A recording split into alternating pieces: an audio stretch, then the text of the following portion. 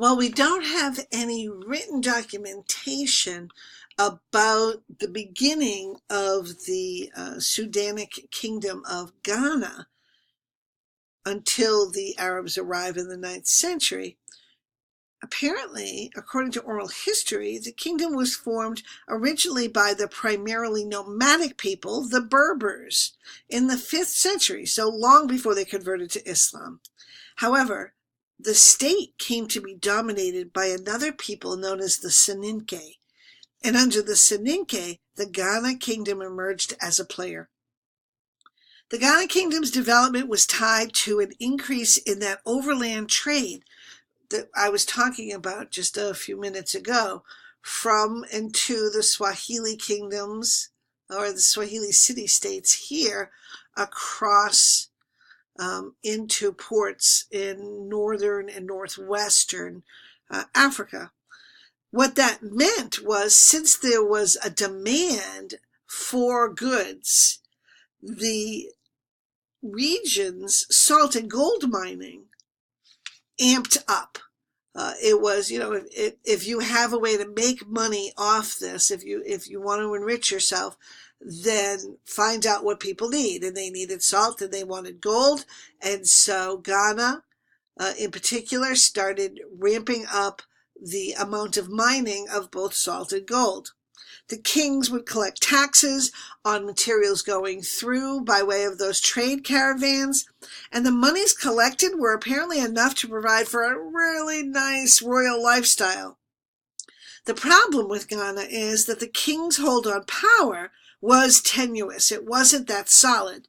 While there was some vague notion that the king was descended from gods, the power actually depended on alliances with local leaders. This worked out when the king was strong, but like feudalism, and this is not feudalism, but it relies on the goodwill, the loyalty of regional leaders. We know that when a king is weak, those regional leaders will rise up and take over. The kingdom also became vulnerable because it grew wealthier. The rulers had developed kind of an interesting sort of relationship with the Arabic Empire. Certainly the trade encouraged a level of interaction. Plus, they hired Arabs to keep records. What we know, if you think back to the early weeks of this class, that notion of maintaining a bureaucracy is critical to maintain a kingdom. Oddly enough, there wasn't really that much mixing of the two cultures. The capital was divided into two cities, one for natives and one for Muslim merchants, clerics, and scholars. The rulers also needed things from the traders. They didn't just take money. They needed horses, which were essential to the cavalry used to maintain order, as well as to expand the empire and demand tribute and get slaves. So they are most definitely profiting financially, but also politically, by that overland trade. As we've seen elsewhere, a kingdom's success does tend to get it unwanted attention, and Ghana was not solid enough, not strong enough to withstand that attention and raids. Some of the raids were by nomadic Berbers known as the Almoravids, who were fanatical Muslims who lived north of Ghana in the Sahara Desert, in this area right about here. They declared a holy war, a jihad against the kingdom, and these raids pushed an already shaky Ghana over the edge. The kingdom collapsed around 1200 CE. I mentioned the word jihad as a holy war, and in fact, there are two types of jihad. The most important type in Islam is the personal holy war. This is when an individual, a believer, focuses on his or her development and connection. Nobody said I could type, right? Spiritual connection with Allah. The second type of jihad is an external focus on other peoples. Sadly, today, most people equate the word jihad with the second definition, an attack against other cultures, as the Almoravid attack on Ghana was. Other kingdoms developed in the Sudan, and some were successful enough to sustain a number of trading centers, but no significant kingdom emerged until Mali in the Gambia River Valley. Mali, the second of the Sudanic states that we're looking at. Developed early in the 13th century, the Kingdom of Mali benefited from both trade with North Africa and the fertile land that allowed for several crops to be grown. Moreover, the founder of the kingdom, a magician and former slave called Sunjata, converted to Islam, bringing to his kingdom not only Arabic bureaucrats, but also Arabic writing, which helped in the development of a government administration and legal system. His fame was spread by the griots. Griots are historians, professional historians who pass down the oral history. It's from them that we learn most of early African history. And their role is really important. Imagine trying to remember just what we've covered in the last few weeks without being able to take notes or to read a book, just from listening to what I've said. Could you do it? I know I couldn't. The griots were professionals, and they had to go in training for years and years to be able to recite these histories of a kingdom. Now, Sunjata and his tale is actually in the on the Moodle site, and it's a really cool tale. We'll go into it in a little bit. Sunjata was a magician, and he used his magic to become free. He had been a slave. His fame was spread by these griots, who called him the Lion Prince. Now, the griots credited him, Sunjata, with creating what were in fact traditional tiers of society. In Mali, 16 clans of freemen could bear arms, use weapons. 5 clans were devoted to religious duties. 4 had occupational specialties like blacksmiths or griots. One of Mali's kings is, I have to admit, one of my all-time favorite people in world history. Mansa Kankan Musa. Mansa is the title, like emperor. But we usually refer to this person as Mansa Musa. And Mansa Musa actively encouraged international relations when he became ruler of Mali. His kingdom was the one visited by Ibn Battuta, by the way.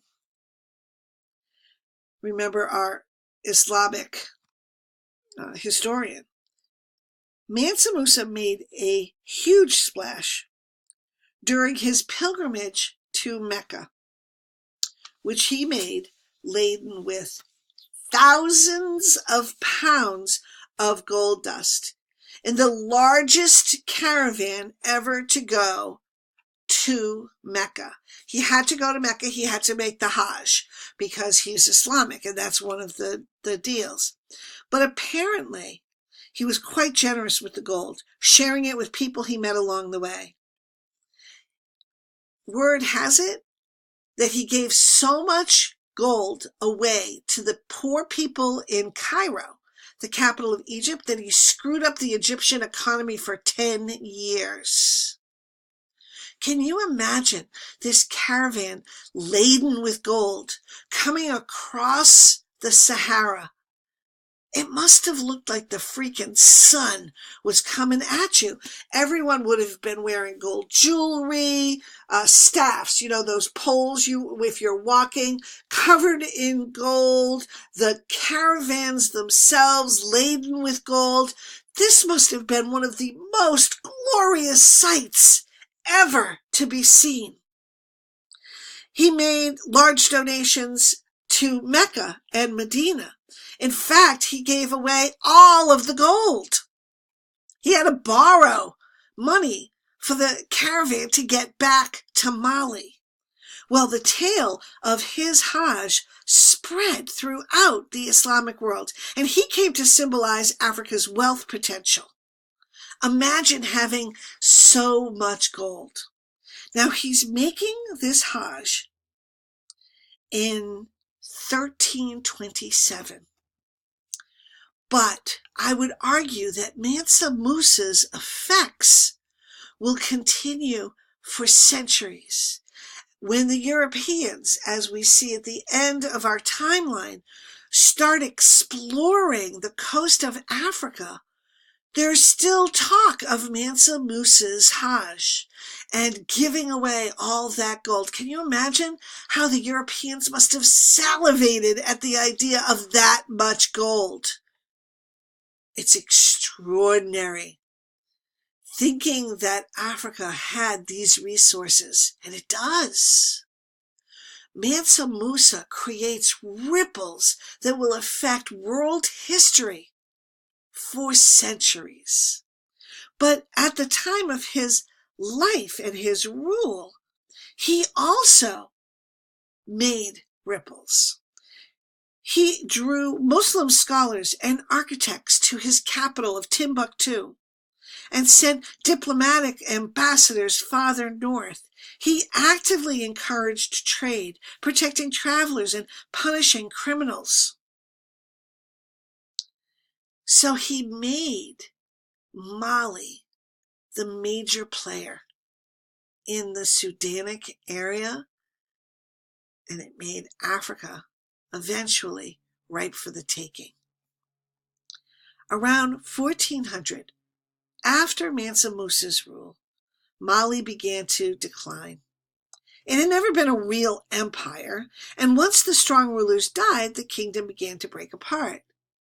Well, here we are in week 6. This should not be all that surprising to you. But another kingdom would emerge out of the ashes, the kingdom of Songhai. In fact, a Songhai kingdom had existed since the 11th century, but in 1325 it came under the control of Mali and Mansa Musa. Around the middle of the 15th century, after the fall of Mali, a dynasty would bring Songhai to prominence. Just to go back to our map to show you where Songhai is. In terms of territory, it's the largest of the Sudanic states. But in terms of a timeline, it's the last of the 3 that we're looking at. Songhai had some similarities with Mali, as well as a number of important differences. The similarities included a civil service government, use of the capital of Timbuktu, and an Islamic state. But, and this was important to Songhai, not too Islamic. We do not see the forced conversions in these states that we see by the Berbers to the north, say. Despite the king's adherence to Islam, most of the population, especially in non-urban areas, did not convert to Islam, but remained polytheistic. Songhai's society also strayed from common Muslim practice by allowing women a large measure of freedom.